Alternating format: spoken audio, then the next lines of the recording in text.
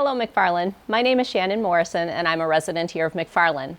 I am also the interim secretary for the Prairie Ridge Neighborhood Association and the elected communications director. McFarland has been having an amazing amount of growth over the past decade, and with that comes an amazing amount of opportunity, but it also presents its fair share of challenges. Joining me today, I am honored to be interviewing our police chief, Craig Sherven. Welcome. Welcome. I wanted to get started by asking some questions about you. There's so many new people here in McFarland, there might be a lot of people who don't know who you are. Sure. So why don't you tell me a little bit about you? Yeah, well, I've been here about 10 years as the police chief, about 27 years total in law enforcement. Started my career in 1993 and have worked for a few different departments throughout that time. I actually worked here as a part-time officer for about 8 years before I came here full-time as the chief. So I was pretty familiar with the community when I came here. Live in the area with my family, a couple kids attending the school, and so yeah, it's a great community. I like being part of it. Awesome. Yeah. Well, one of the things that I'm kind of leading up to, and one of the things that led us to have this conversation, was the recent car thefts that have happened here in McFarland area. What is McFarland's assessment of the increase in car thefts and home break-ins? Yeah. Well, we find this is kind of cyclical in nature. I mean, we do have a little bit of an upswing right now. When I looked back over, say, the last 5-6 years, I looked at data compared, now compared to the last 5-6 years, we have always had these little spikes off and on. And what I would say is, even though it seems like we're in an upswing right now, it isn't all that atypical of what we've seen in previous years. We do get, we're very close to Madison, and maybe a little bit further on in the discussion we'll hit on this a little bit more, but a lot of the communities around, that are contiguous to Madison tend to have a lot more property crime. We're very, very low in violent crime here. I mean, incredibly low on violent crime, which is great, but like a lot of the communities right around Madison, we do tend to have a little bit more property crime. And again, we'll get into that a little bit later, why exactly that is. But when I look at that historically over that period of time, it is pretty much in line with what we've experienced over the years. Have you seen anything that's atypical about what's been happening? We've been seeing, and this isn't just here, I mean, all across Dane County, I think anybody that pays attention to the news has seen there's a huge influx of, or upswing, whatever you want to call it, of, actual vehicle thefts. Not thefts from vehicles, but actual thefts of vehicles. And that's been happening a lot around Dane County for about a year now. And, unfortunately our officers we haven't had a ton of vehicles actually stolen from the village. There's been a few, but not a lot. Most of them have been from outside the village, but our officers are coming into contact regularly now with stolen vehicles, and a lot more so than in previous years. What is McFarland Police Department in particular doing to address these thefts as they're happening? Yeah, so that's a good question. First of all, we have a number of programs. I'll just kind of list those out. There is, if you look on our website, we have a number of things that people can get involved with. We have the TIP 411 program, which is a web-based, basically a tip line. There's an app that's available on the App Store, and also I think it's Google Play for the Android platform. But that is has been a great just information sharing medium for us. So a resident can literally see something occurring, they can take a video of it or a picture, they can send that real time to us, immediately send that to us. It'll trigger a response from whoever's on duty. They'll be notified by text message right away. So whether it's a video or a photo or just written information, crime tip, whatever, that can instantaneously be broadcast to us. And that has been I don't have statistics on it, but I know just from talking with our investigators and so forth, that has had an impact in how quickly we've been able to respond to some of these things, rather than somebody, calling us on Monday or something on Facebook where someone might not see it all the time. It's instantaneously viewed by somebody who's on duty. And that's probably a good point to mention. We do have a Facebook page, obviously, but that is not really intended to be, it's not monitored 24/7. So I would just encourage people to use, one of those other mediums rather than reporting things on Facebook. So beyond that, we also signed on recently with Ring, the Ring Neighborhood program. and that allows for video sharing. As you know, Ring doorbells and there's a variety of other brands too, not just Ring, but have become very popular in the village. And this allows us to reach out to residents when an incident happens and request video. And people have been very good about providing that to us.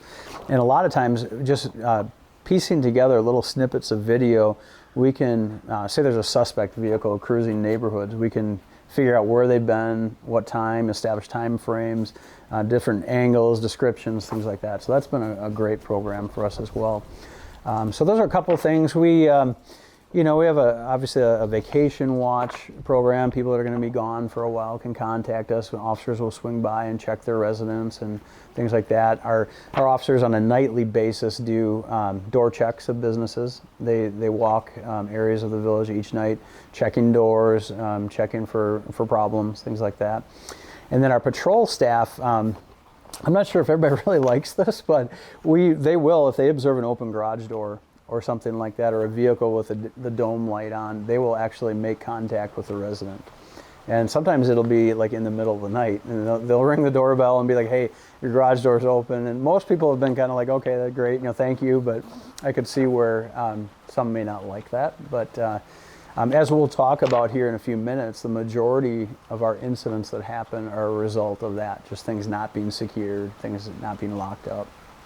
That is an excellent transition point. Yeah. So you mentioned this tip line that we will have the website provided with all of this. Sure. We'll make sure that everybody's able to see that. And then I want to know, what other things can we as a community do? So let's take a step back and look at this as a bigger picture. What can we do as a whole community to make sure that things are being communicated forward to the McFarland Police Department, and also that we're kind of watching each other's back as a community? Yeah, and I think you just said the biggest one that I would mention is watching out for one another. McFarland is really an awesome community in terms of how close it is. Some communities that I've lived in haven't been quite like that. And so we've really got a lot going on in that respect. But there's work to be done. I think we all just need to be working together. We'll go to burglaries and things, and as we canvass the neighborhood later, we'll hear, I saw something that looked weird, and did you call? No, I didn't. We'll get a lot of that. So we would just encourage people, if something looks out of place, call us. We'd rather respond and learn that it's nothing than to learn that information later. So neighborhood watch programs, just being mindful, checking with your neighbor. If you're going to be out of town, mention it to them. I do that all the time. If I'm going to be gone, I let my neighbors know. He does the same, and we kind of keep an eye on each other's property, and so that's a big one. But I would say, I mentioned this a moment ago, just lock your stuff up. I mean, honestly, a large percentage of the incidents we deal with are unlocked vehicles, stuff left out in lawns, open garage doors, things that people aren't necessarily always thinking about. I get that, but make it a nightly routine. I mean, I do that every night before I turn in for the night. I walk around, check all the doors, all the windows, make sure they're closed, locked, garage doors shut, things are inside. It's just a good habit to get into, to do that. Okay. So, yeah. So just making sure that we have all of our stuff locked up, and making sure that our garage doors are closed, things like that. What other things can families do kind of on a smaller scale where they can also continue to protect themselves and their own property, in addition to looking out for each other? Sure. And working together as a neighborhood? Yeah, good question. And so we talked about some of the kind of procedural things, but obviously we just got done talking about like the Ring cameras and all the number of. I'm not a Ring employee. I keep saying Ring only because it's what I'm familiar with, but there are a ton of options out there for those kind of systems. But those have been huge. Security systems, cameras, video doorbells, security lighting. Basically make it hard for them. We've found that with most break-ins, and by the way, we have very few actual break-ins where they actually kick a door in or something like that. They do happen, but that's pretty rare. Usually it's just entry into an unlocked whatever. But make it difficult for them. I mean, most of the time, unless you're specifically targeted for some reason, which would be pretty rare. I mean, somebody knows that you've got a bunch of priceless jewels or something like that. Usually it's just random. They're just walking the neighborhood looking for an easy target. So anything you can do to make it difficult is great. security lighting. They're not going to want to mess with trying to get in a door under a light, an alarm system, a video doorbell, and not just put those things in, but make it well known that they're there. Because all those things, video and all that is great in solving the crime, but we'd rather prevent it, right? I mean, from the get-go. So anything you can do, make it known, put a sign in your yard or in the stickers in your window. Make sure you do all those things when you install that so they can see, I don't want to mess with this house. And then other things you can do, they make like door jamb enhancers and things like that just make it really difficult to try to break into a door. But I can tell you, most people are not going to spend the time to sit there and kick and kick and kick on a door trying to get in. They're just not. One of the common areas that people do break in through, though, that a lot of people don't think about a lot are like side service doors for garages. And so once they're in a garage, now they're completely hidden. Nobody can see them, right? And now they can spend all day trying to get in the other door. So a lot of people don't really spend a lot of time thinking about those exterior. They just don't spend much time securing those, and that's probably one of the most likely places people are going to try to break in. So when you're positioning security lighting, additional like the door jamb enhancers, things like that, don't exclude that door. Think about that's probably one of the most primary ones I would do, because they're not going to stand out there along Main Street with cars going by trying to kick in a front door generally. So it seems like what you're describing tends to be almost more like a passive crime, where people are seeing an easy access point and they're getting into these houses or getting into these garages or getting into these cars because doors haven't been locked. Another thing that you had mentioned that I just want to ask about, as far as security cameras or increased lighting, do you find that a lot of these things not only deter, but do you find that they increase the rate of being able to apprehend people who have broken into houses or burglarized different residents?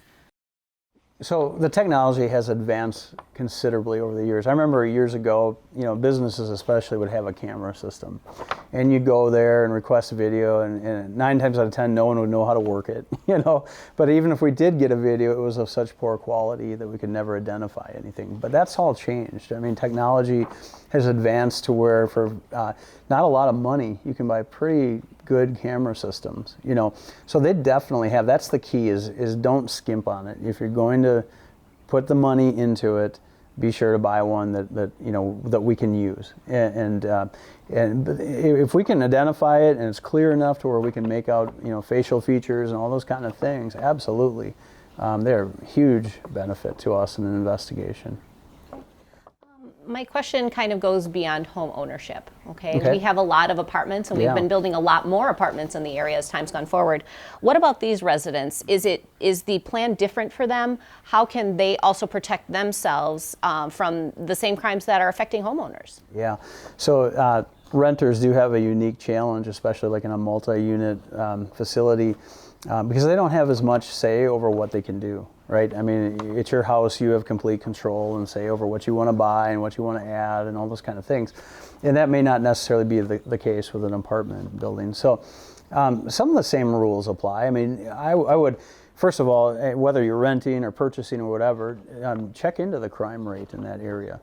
Now, you're in McFarland, pretty much you're in a low crime rate just about anywhere you're going to go, But, it's a good rule of thumb. Check into it. How many incidents have been on that street and what types of incidents? All that information can be found.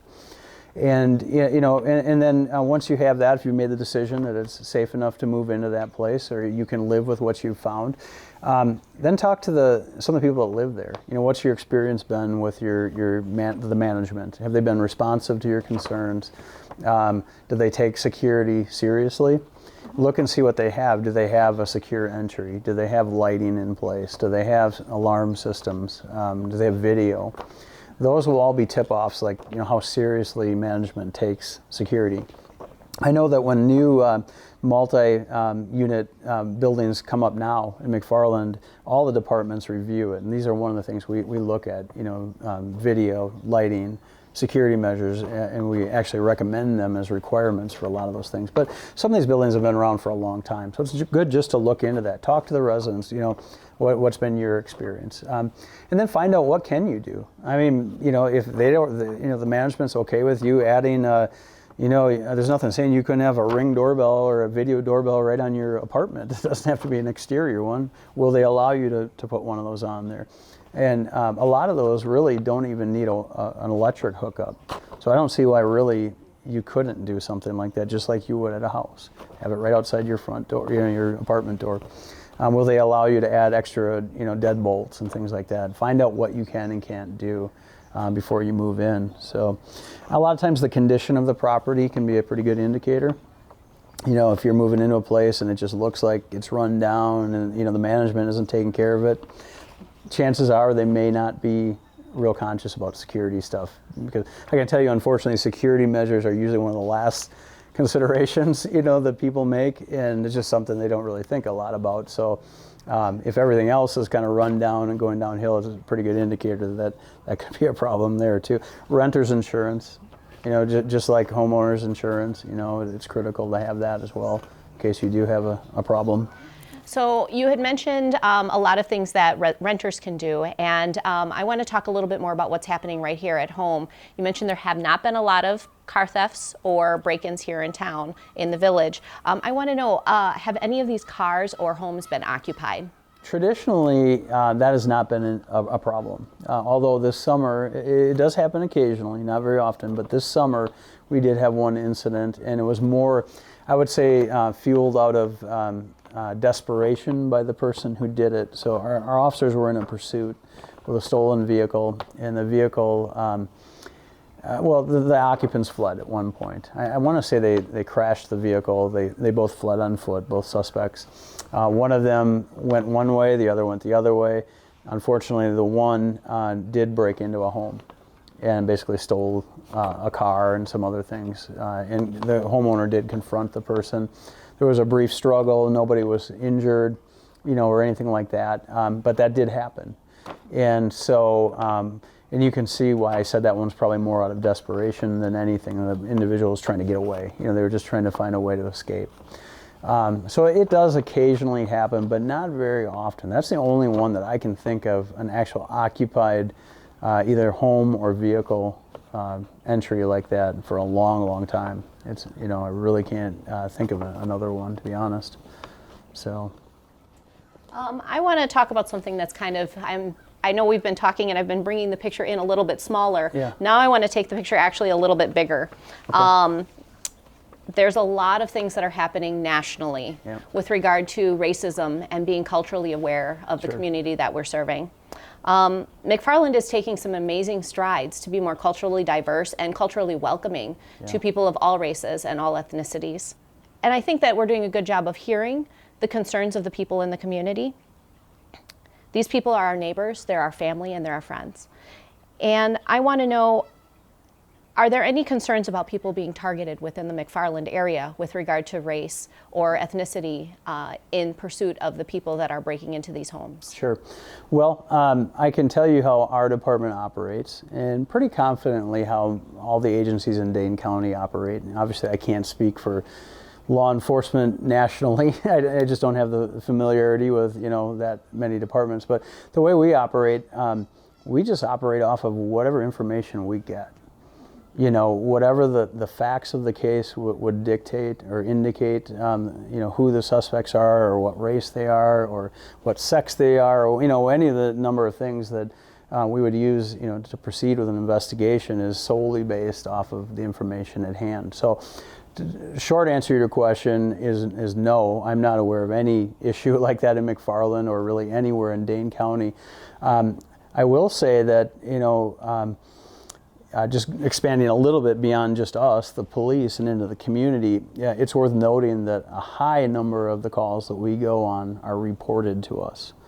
They're not born out of our observations, they're born out of what people out there are telling us. So when you consider that issue, The fact that a high number of the incidents that we go on are based solely off of other people's observations and their beliefs and any biases they might have and things like that. I think that's worth noting as well. I mean, we kind of have to respond to calls when they're given. We don't have the choice to not respond or anything like that. So we're working off of the information we have, what people tell us, if they have cameras, maybe they knew the person. I mean, there could be any number of things that send us down a particular path. But I can tell you that in no case do we ever just assume that it's this race or that race or a male or a female or anything like that. It's just solely driven off of what information we have. So I think that there's also something to be said for the tip line and being able to provide video and being able to provide photos directly to the McFarland Police Department of a crime that you're observing to eliminate that bias, to know what's exactly happening directly in front of us as well. Exactly, yep. That's why we love video. We love video because video doesn't lie. It tells the story. It's not based on someone's perception or their upbringing or whatever, whatever's going on in their head. It's just video is video. It's a great, a great thing to have when we can have that, so. As a family-friendly community, McFarland prides itself on being very proactive and supporting the families that are located and reside here in McFarland. We spent a lot of time talking about the average McFarland resident. We'll say maybe between the age of, let's say, 30 up to maybe about 60. What advice would you give to our elderly residents as well as our young new drivers as far as what we can do to help prevent these thefts and help prevent these break-ins? Yeah, that's a really good question too. I say it's for the younger people, but it's really for everybody. And I actually had a couple of years ago a Facebook post about this. Just being patient with one another. We've seemed to have lost that as a society. Dropping one of the kids off in the school drop-off, people would be honking and this, and it's like nobody's going anywhere. That's not helping anything. I get it. People are in a hurry. They're frustrated. They're late for work, and especially before we made the 2 drop-offs over there at the elementary campus was even worse. But my point is, we're all in this together. That's what makes a community, and just looking out for one another, being patient with one another. Not overreacting to things. That's the biggest thing I would say. And that's tough when you're young, right? When you're a teenager or early adult, you kind of mature over the years and some of that stuff comes along with maturity. But that's the biggest thing I would say, is just watch out for one another. We talked about that in the sense of the neighborhoods. Be mindful, to get to know your neighbor. That's so rare nowadays. You talk to people and they're like, I don't know who lives next to me. They don't even know who their neighbors are, let alone communicate with them or let them know when they're going to be gone or any of those kind of things. So I'm not sure if that's exactly where you're going with that question, but that's what I would say for the younger drivers. And for the elderly, I guess that's probably the people, I'm kind of talking about, just being patient with, especially with elderly drivers. I see people get so angry and they think they should be driving faster or doing this different or whatever. I mean, just understand there's generational gaps or generational differences. We all were raised different ways. We all have ways that we view things and think about things, and just trying to be kind of a little more understanding of one another, I think would go a long way. I think we've talked a lot about different things that we can do. Now let's talk about our immediate circumstance. With COVID-19 and everything that's happening, we are sitting here socially distanced, and everybody that's working here together today with us, so you're aware, everybody else besides the 2 of us being socially distanced is masked. I want to talk a little bit more about this in particular. How can we approach this in a COVID-19 world? For example, you want us to get to know our neighbor. How am I supposed to get to know my neighbor if I've got to stay away from them? Yeah. Well, I mean, we're out here right now, right outside. Now we're heading into, fall and winter, but people will be out doing, yard work and things like that. I mean, go outside and social distance, but say, hey, neighbor, I'm so-and-so, who are you? Get to know them a little bit. I think there are a lot of ways, even in the COVID world, that I really don't see that as an excuse not to get to know your neighbors. There's ways to do it. We're still allowed outside of our houses, right? That hasn't changed yet. So that's one great way. go for walks, you encounter new people, take the time to say hi to them. They may not be your immediate neighbor, but they're somebody from the community that you probably don't know. Might be the person that honked at you at the school drop-off, but hey, we got to know each other. That's great. Excellent. Yeah. So as kind of a summary point, important things that I'm taking home personally from our conversation is to make sure to use that Tipline. We're going to have that information available through all of the wonders of technology. And then we will, what things do you have kind of in summary as far as this community and what you see as being the future of how we can kind of prevent these things collectively? Yeah, well, just a quick summary, and I don't want to recap everything we just said, but as a summary, I think the biggest thing, again, is just everybody be responsible for your stuff. And if you lock it up, you lock your cars, you shut your garage doors, I would say a huge percentage of the crime, property crime at least, that we have in the community would be gone overnight. I mean, literally, those property crimes are generally crimes of opportunity. If you take the opportunity away, the crime goes away. So, and just be aware. I think just being aware. There's a lot of people that I think feel like, well, we live in a small town, we're not going to have these issues here, and it's just not true anymore. I mean, we're a lot better than, some huge communities, obviously, that, have a lot more issues than we do, but you have to lock your stuff up. You just do. And you have to realize we're literally contiguous to a large city. And we kind of started down this road and never really got there, but the reason that the contiguous cities have more property crime, a lot of it has to do with just supporting, drug habits and things like that, heroin addictions and things like that. You tend to have more of that stuff in larger cities, and it just goes in cycles. This community will get hit, and then another one will get hit, and then it just kind of goes that way. And so if you lock your stuff up, take away the opportunity, it'll be really difficult for them to do that. And then look into some of the, the services that we have available that we've mentioned, some of the programs, getting to know your neighbors, some of the technology things that we've mentioned. There's a lot of things that you can do pretty inexpensively, and doesn't take a lot of really knowledge of any of that stuff to really, make yourself in a lot better position. So. Well, I want to wrap everything up. Thank you so much for taking your time today with us, Chief Sherven. Yeah, no problem. I want to thank the entire team, and for those of you who want to know more, there will be more available at the end of this that'll have all of the websites that we've discussed, including the Tipline that Chief Sherven has mentioned, as well as the Prairie Ridge Neighborhood Association website, available to those who have other questions or further follow-up. And as always, take care of yourselves, McFarland friends.